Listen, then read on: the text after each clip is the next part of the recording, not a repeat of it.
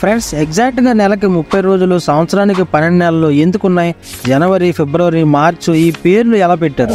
Present మనం use చేసే Gregorian calendar ఎవరు, ఎప్పుడు, ఎక్కడ కనిపెట్టారు? అండ్ ఈ క్యాలెండర్ని ఎన్ని దేశాలు ఫాలో అవుతున్నారు? ఫ్రెండ్స్ జనవరి 1 మాత్రమే మనం న్యూ ఇయర్ని ఎందుకు సెలబ్రేట్ చేసుకుంటున్నాము? ఇవన్నీ మీకు చాలా ఈజీగా అర్థమయ్యేలా చెప్తాను. ఎక్కడ స్కిప్ చేయకుండా చూడండి, ఎందుకంటే మన జీవితంలో తరచుగా ప్రతిరోజు వాడుతున్న ముఖ్యమైన అంశం ఇది.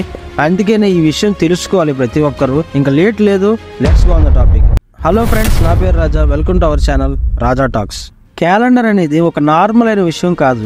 ఒక్కో దేశం ఒక్కోలాగా క్యాలెండర్ని వాడుతున్నారు.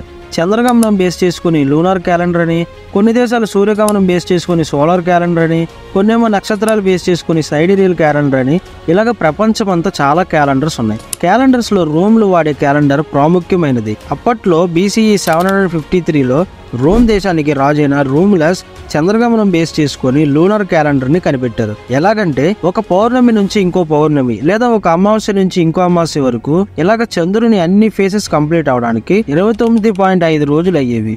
అందుకని సుమారుగా నెలకి 30-31 రోజులని క్యాల్కులేట్ చేసేవాళ్ళు. ఇలాగ కేవలం 10 నెలలు అయితే ఒక సంవత్సరం అయినట్టుగా సంవత్సరానికి 304 రోజులు మాత్రమే అని ఈ లూనార్ క్యాలెండర్ ని రెడీ చేశారు. అప్పట్లో వాళ్ళకి కేవలం 10 నెలలు మాత్రమే ఉండేవి. మార్చిలో స్టార్ట్ అయితే డిసెంబర్ కి ఎండ్ అయిపోయేది. వాళ్ళకి సంవత్సరం చాలా త్వరగా అయిపోయేది. ఇలాగ చాలా సంవత్సరాలు వాళ్ళు వాడారు. దాని తర్వాత రెండో రాజైన నూమో పాంపిలస్ ఆ రోములస్ క్యాలెండర్ లో కొన్ని మార్పులు చేశారు.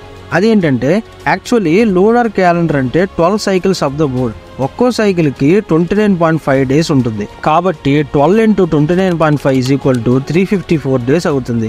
ఈ తేడాని కనిపెట్టిన నూమో పాంపిలస్ జనవరీస్, ఫిబ్రవరీస్ అని 2 నెలల్ని కొత్తగా క్యాలెండర్ స్టార్టింగ్ లో యాడ్ చేశారు.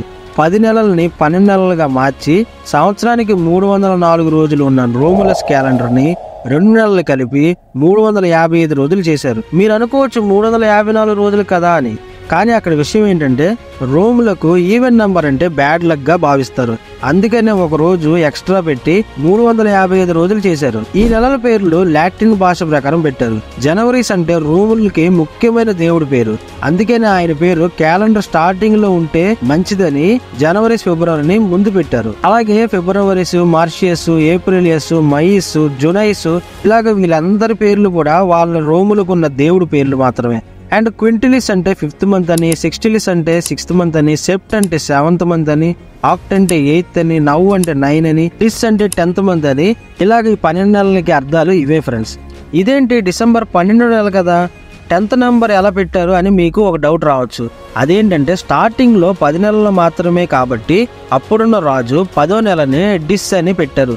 కానీ ఇప్పుడు జనవరీస్, ఫిబ్రవరీస్ అని కొత్తగా 2 ఫ్రంట్ లో యాడ్ చేశారు కాబట్టి మొత్తం అంతా కన్ఫ్యూజ్ అయిపోయింది. అలాగే కొన్ని సంవత్సరాలు గడిపేశారు. అప్పుడు BCE 46 జూలియస్ సీజర్ అని ఇంకో కొత్త రాజు వచ్చారు.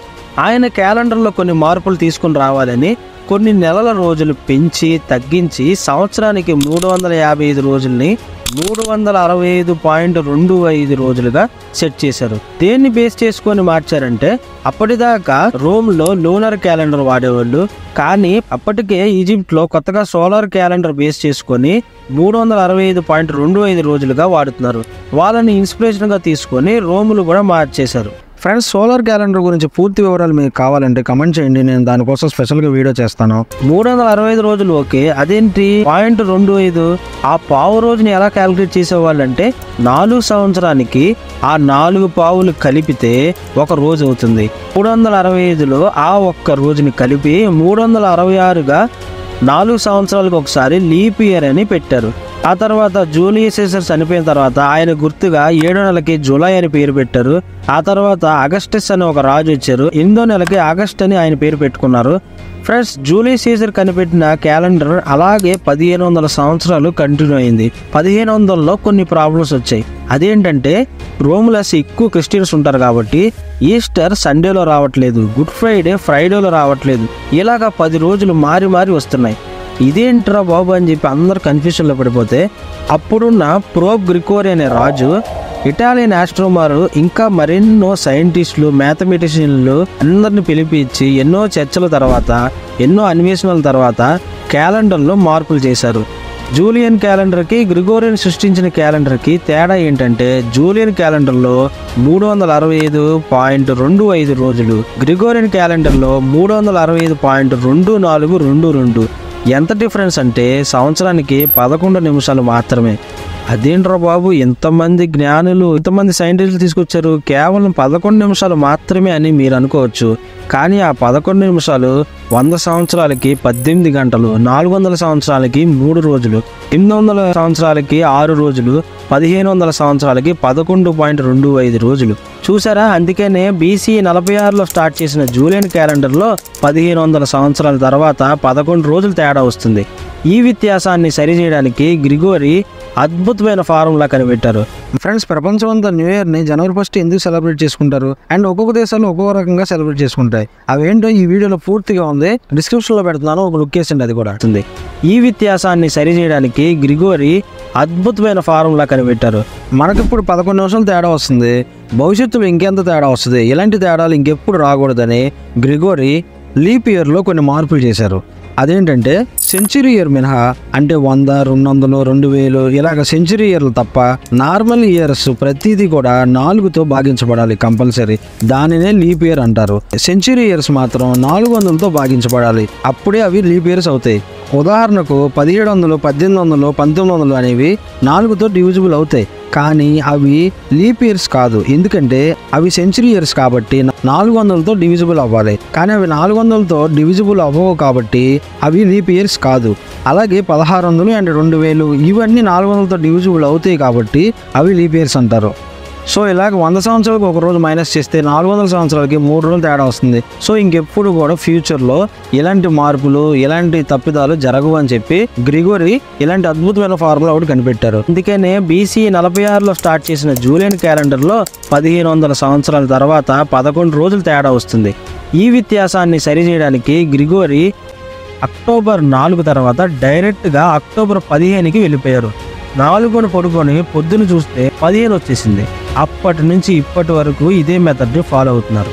అన్ని దేశాలు ఆ టైంలో గ్రిగోరియన్ క్యాలెండర్ యాక్సెప్ట్ చేసుకున్నారంటే చేసుకోలేదని చెప్పాలి. మిగతా దేశాలన్నీ ఎప్పుడు పెట్టారంటే 1544 జర్మనీ, 1556లో నెదర్లాండ్స్, స్పెయిన్, పోర్చుగల్, 1564 ఫ్రాన్స్, 1599లో స్వీడన్, నార్వే, డెన్మార్క్, 1600 సంవత్సరంలో స్కాట్లాండ్, 1725లో రష్యా, ఇంగ్లాండ్, ఐర్లాండ్, 1752లో బ్రిటిష్ అమెరికా.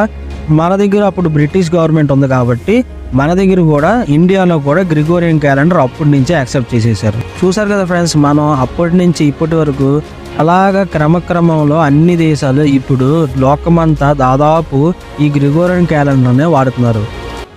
అండ్ ప్రతిరోజు మన ఛానల్లో కొత్త వీడియో, ఇన్ఫర్మేటివ్ వీడియో వస్తుంది. అవి మిస్ అవ్వకుండా ఉండాలంటే కంపల్సరీ సబ్స్క్రైబ్ చేసుకోండి, మన ఛానల్లో టచ్లో ఉండండి. మళ్ళీ రేపటి వీడియోలో కలుద్దాం. బాయ్ బాయ్, జై హింద్.